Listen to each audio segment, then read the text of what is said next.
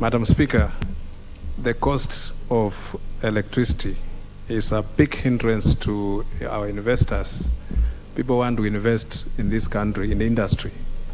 The cost of electricity is proving too expensive because, Madam Speaker, the production becomes expensive and everything else, Madam Speaker, will not be. What we need to do as a country, Madam Speaker, is to invest in a cheaper alternative energy, Madam Speaker. Other countries have done it. We are still relying on hydroelectricity, which is the most expensive. And, Madam Speaker, unless we start working and finding alternatives, we will be doing a great service in this country, Madam Speaker. Madam Speaker, we also want to look at, Madam Speaker, to introduce other players in the market, so that we, so that we, Mr. Speaker, we start liberalizing the market, so that the consumer now will benefit from that. Once we still have Kenya Power with its inefficiency, because we have more blackouts than we have the light. So we must look at how we can liberalize the market and allow other players to enter the market, Mr. Speaker, and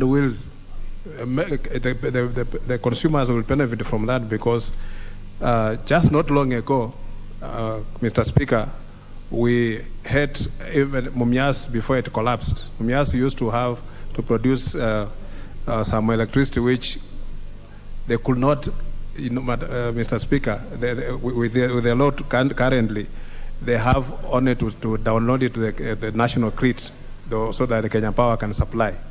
And also we find that KenGen, which is the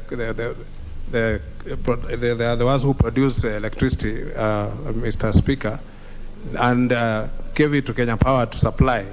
You find they are selling to Kenya Power at cheaper rates, and the Kenya Power is selling to consumers at a very expensive, at a very high rates, Mr. Speaker. We don't know what is going on between there and because both of them are companies that belong to the government, and I don't know why the one will have to put high markup on the cost of supply.